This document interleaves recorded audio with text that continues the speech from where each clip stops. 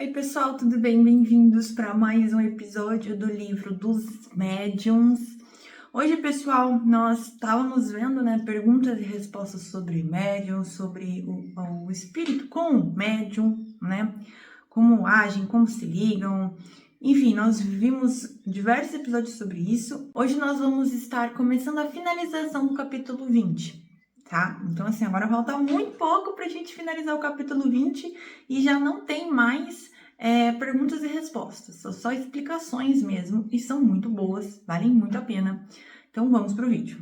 Pessoal, começando aqui no item 227, tá? Do livro dos médiuns, ele começa falando o seguinte: se o médium, no ponto de vista da execução, é apenas um instrumento, sob o aspecto moral, exerce uma grande influência.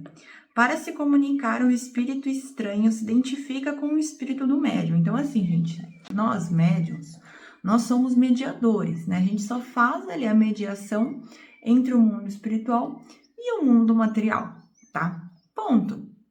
Não tem por que se sentir superior, porque não é nada demais, é um trabalho maravilhoso, incrível, mas assim, não é motivo pra gente, né? Muitos médiuns, infelizmente, são muito orgulhosos e acham que são a última bolacha do pacote. Não é nada a ver. Até porque quem faz a maior parte do trabalho é o espírito, não o médium. Se não tem espírito, não existe mediunidade, gente. Lembrem-se sempre disso. Só que no ponto moral, do conhecimento moral, das questões morais, o médium ele tem grande influência, porque semelhante atrai semelhante. Vocês entendem? E ele fala aqui, ó, o espírito estranho, ou seja, o espírito que vai passar a comunicação, se identifica com o espírito do médium. Então, olha só, a alma exerce sobre o espírito estranho uma espécie de atração ou de repulsão, segundo o grau de sua semelhança ou diferença. Ou seja, os bons têm afinidade pelos bons e os maus pelos maus, de onde se vê que as qualidades morais do médium têm influência capital sobre a natureza dos espíritos que se comunicam por seu intermédio. Então, gente, a nossa alma, né? A alma é o espírito encarnado. Caso vocês não saibam, a gente vem no livro dos espíritos. A alma é espírito encarnado. Então, a alma ela exerce sobre o espírito estranho, ou seja, sobre o espírito que vai vir se comunicar, repulsão ou atração. Então, se o espírito se identifica com as suas ideias, com seus pensamentos, ele vai vir até você. Se você tem bons pensamentos, se você faz reforma íntima, cuida do teu lado moral, é isso que vai acontecer. O espírito, um espírito bom vai ter afinidade com você. Agora, se você só alimenta raiva, egoísmo, ganância, orgulho, adivinha quais tipos de espíritos que virão até você?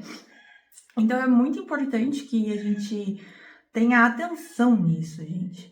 Ser um bom médium significa ter uma moral trabalhada. Eu não tô falando aqui que a gente precisa ser perfeitos, porque perfeição não existe, mas é estarmos dispostos diariamente a melhorar. Entendem? Isso é o que muda. Você todo dia estar disposto a melhorar, a fazer seu melhor, entende? E ele fala aqui, ó. As qualidades que atraem os bons espíritos são a bondade, a benevolência, a simplicidade de coração, o amor ao próximo, o desapego das coisas materiais. Os defeitos que os afastam são o orgulho, o egoísmo, a inveja, o ciúme, o ódio, a cupidez, a sensualidade e todas as paixões pelas quais o homem se prende à matéria. Então aqui a gente já está com o nosso manual. Se você quer atrair bons espíritos, se você quer ser um bom médium de fato, obter comunicações com espíritos de luz, para que você possa estar fazendo um bom trabalho, as qualidades que você tem que exercer diariamente dentro de si, tá? De forma natural, gente, né? Assim, alimentar porque você sabe que esse é o caminho mesmo. É a bondade, a benevolência, a simplicidade de coração, o amor ao próximo e o desapego das coisas materiais.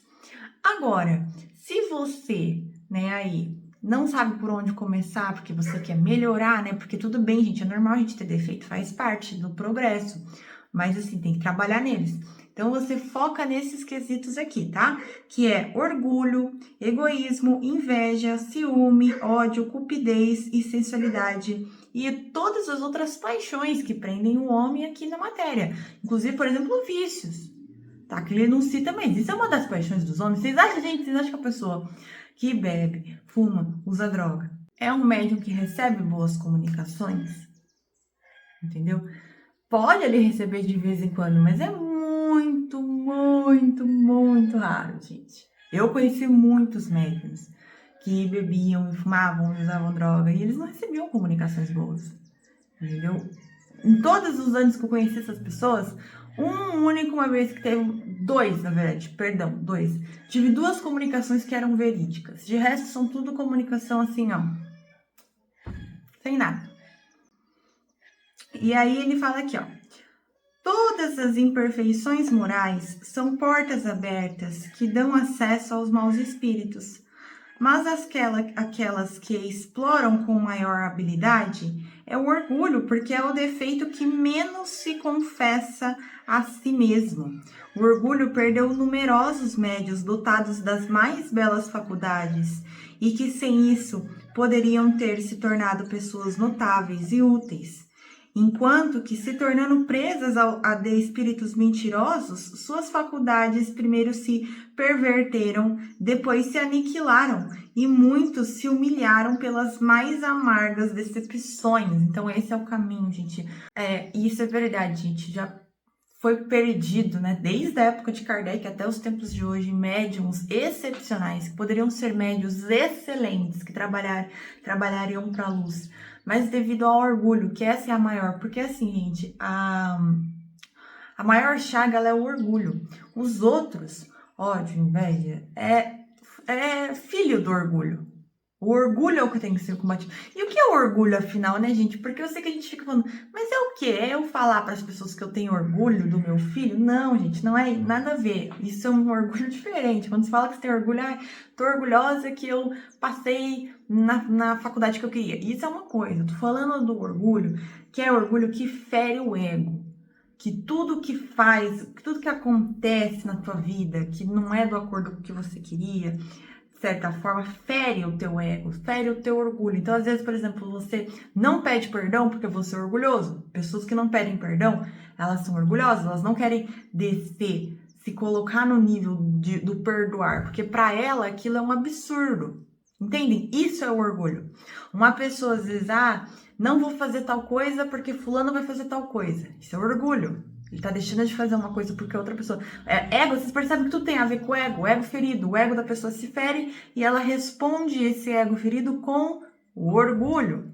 Então, o orgulho, ele tem que ser trabalhado incessantemente, gente. É diário, porque dói, hein?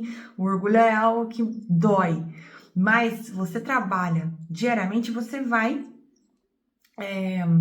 esculpindo, lapidando, e aí vai tirando, até onde fique só as coisas boas e o orgulho vai saindo. Então, às vezes, a pessoa ela não é uma pessoa egoísta, e ela percebe isso e ela fica feliz com isso, ótimo, você não é egoísta, mas você tem um orgulho de outra coisa, um orgulho de inveja, um orgulho que envolve ciúmes, né, inveja, entendem? Então, assim, é uma coisa que vocês precisam se conhecer, e aí eu faço essa pergunta para vocês,